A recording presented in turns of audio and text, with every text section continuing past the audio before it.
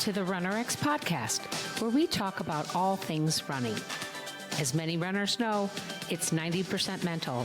So join Coach Valerie and Coach Caroline as we go through the mental side of running. Welcome back to the RunnerX podcast. I'm your host, Coach Caroline, and I'm here with Coach Valerie.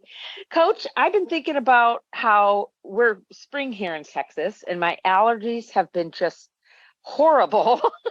Coughing and sneezing. And, I was thinking about, hey, we just got out of all the snow and the cold and all of that. Now I'm in I went from cold to now allergies and heat. And I know it's sometimes hard for runners to get the oomph to go out there and run. But what I wanted to ask you about is how do I stay running? How do I stay healthy when allergies and the heat are bugging me? How do I change my training without changing my technique? Okay, well, one of the things with weather is definitely as a runner number one challenge, right? It's the first thing we look at. So if the heat really affects you, you have to just make a schedule change. You've got to get out there earlier, or go, I guess, later in the evening if you're a night person.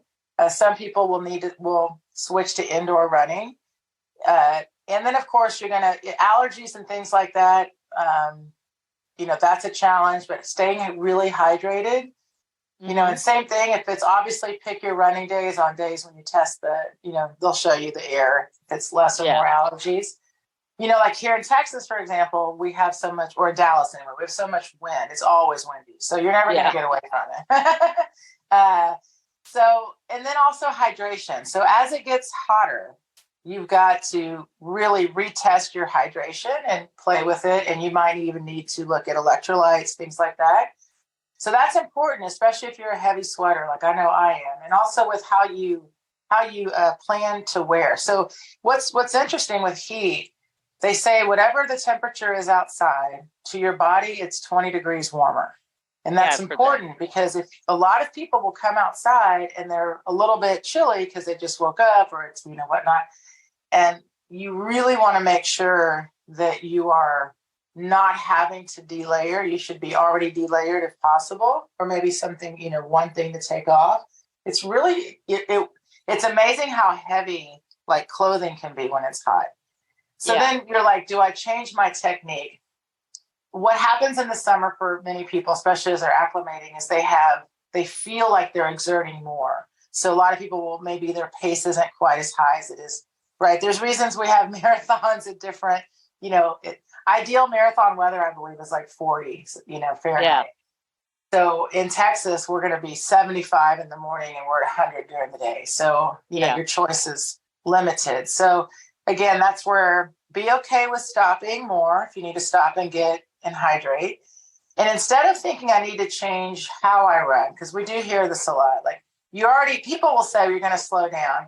That doesn't mean you have to slow down your feet. That's my main thing, is that it's whatever the weather is, right? It could be hot, it could be cold, it could be windy. The more comfortable that you get with just holding a nice steady cadence and keeping those knees bent, pulling your feet, you're saving so much work inside of the body with using muscle tendon elasticity. Because I'm telling you, when people get hot and they get exertive, you'll hear it in their legs, right? Yeah. You can kind of So that's my answer, is to really, and of course for us, we're RunnerX, we're pullers, right? And my favorite running drills anyway it's called the up 2-3. And when people I tell them, if you develop a running rhythm or a running cadence, if you will, if you could get a tempo, up, up, and then I breathe on the fourth. It's amazing how you get into your run. And then you can also, for that day, here's where I am, So again, if I have allergies or it's really hot outside, I'm not going to change how I run. I'm going to change, of course, what I'm wearing, pack a water bottle if I need to, electrolytes, and then really just get comfortable hanging out in a nice, because what's fun, I tell people this, we really help people pick up their cadence, and we kind of use a baseline of around 180, and 180 can be a if you're on a trail, like a 12-minute mile, if you're on the road, it could be an 11 or 10-minute mile, and it could be as fast as like a 7:45. So there's a huge range of pace without changing how fast you pick up your feet. That's what's so cool. So you're still going to use that same, muscle elasticity. It's still really 50% less impact, all of that. And that's the most important part of running. And then you adjust what you're wearing. And then because for us, how you speed up is the fall. So you're going to use probably a little less, especially because like also in the summer, we don't need to warm up as much, or we don't feel like we do because we're already hot. So it's even more important to try to, not take off too fast.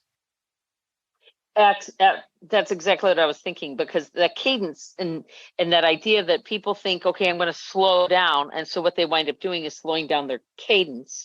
Correct. And landing more and actually staying on the ground more, when the point is no, keep the feet moving at the same cadence, but play with that fall a little bit so that you're able to maintain that the technique, you're able to maintain holding your body upright. Right, exactly right. And you are gonna, again, keep this in mind, guys. We're all of us, you get tired when it's hot outside. So having yourself in a nice place you can hold is going to be the key. Yeah. Okay, guys, and I hope you'll join us next week. This was a brief one. We're doing some quick ones because we're getting ready for our virtual clinic. This is the second one of the year. Caroline, what is a virtual clinic? It means you can join us from home.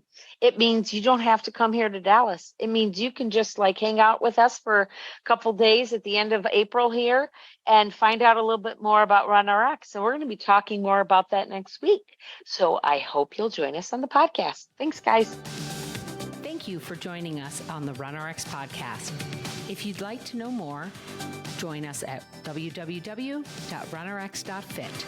And if you have additional questions that you'd like answered on the podcast, email us at support@runrx.fit.